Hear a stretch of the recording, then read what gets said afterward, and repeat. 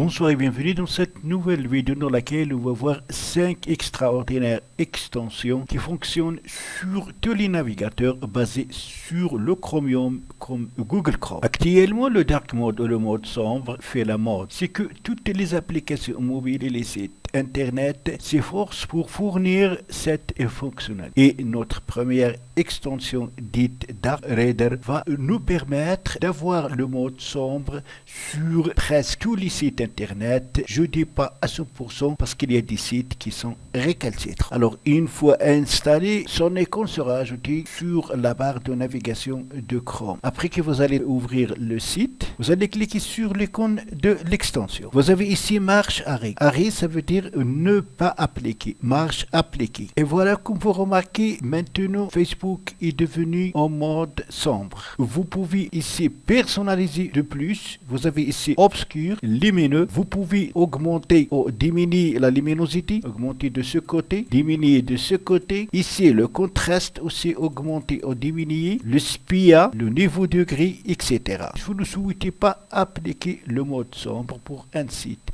il suffit de cliquer sur arrêter et le site reprendra son état initial. La deuxième extension, c'est Just Read. On va cliquer sur notre extension. Voilà donc ce qu'on obtient. Si vous voulez, un résumé de notre site qu'on va pouvoir éditer. Le thème, on clique ici. Vous avez ici donc le thème Dark. Vous pouvez donc le mettre en mode sombre par défaut. Voilà. Vous pouvez modifier la taille de la police. On a ici 17, par exemple, le mettre 25 px. Vous voyez donc l'effet directement sur le texte. Vous pouvez modifier la couleur du texte. Vous pouvez modifier la couleur de l'arrière-plan, du background. Vous pouvez modifier la couleur des liens. Alors après, vous pouvez cliquer sur Save and Close, ça veut dire enregistrer et quitter. Alors ça, c'est très utile parfois. Donc au lieu de se concentrer sur l'intégralité d'un site, il faut prendre le résumé avec la possibilité de modifier. Et ce n'est pas tout. Ça veut dire que vous pouvez aussi imprimer le contenu en cliquant ici. La troisième extension va vous permettre de savoir le temps que va mettre un site et aussi va vous permettre de mesurer le débit de votre connexion Internet. Voilà, le site a mis 7,35 secondes pour s'ouvrir. J'ai déjà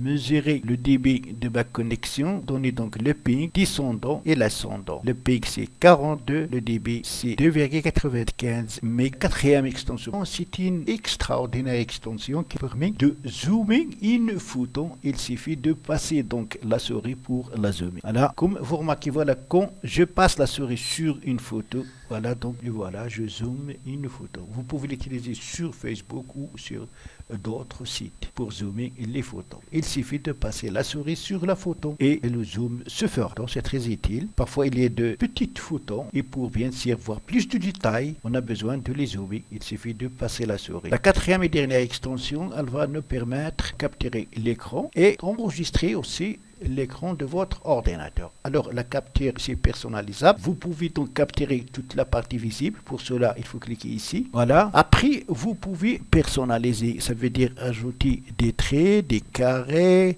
de la couleur, zoomer, etc. Et après, vous allez cliquer sur Done. Maintenant, vous pouvez donc télécharger la photo, comme vous pouvez la convertir en PDF, comme vous pouvez l'imprimer. Là, vous pouvez donc la partager avec vos amis. Aussi, vous pouvez capturer que la partie sélectionnée. Pour ce faire, vous allez cliquer sur Capture Selected Area. À l'aide de votre curseur, vous allez sélectionner la partie à capturer. Voilà, comme ce cas. Seule la partie sélectionnée va être capturée. Après, vous allez cliquer sur Capture et même chose, vous pouvez maintenant donc personnaliser de plus, ajouter des traits, ajouter des carrés, des flèches, ajouter un texte. Après, donc, vous pouvez partager ou enregistrer. Comme vous pouvez enregistrer l'écran de votre ordinateur. Cela, vous allez cliquer ici, puis vous allez cliquer sur Start Recording. Voilà, maintenant, on est en train d'enregistrer l'écran. Alors aussi, comme vous avez remarqué, cette extension est très utile et très pratique. Donc, les liens pour installer toutes ces extensions, vous les trouverez dans mon site. Et le lien du site est comme d'habitude dans la description en bas de cette vidéo. Donc, c'est tout pour la vidéo d'aujourd'hui. Merci de l'avoir suivi. N'oubliez pas de la partager avec vos amis sur les réseaux sociaux. Et pour ne pas rater les prochaines vidéos, veuillez vous abonner à la chaîne et aussi activer la cloche pour recevoir les notifications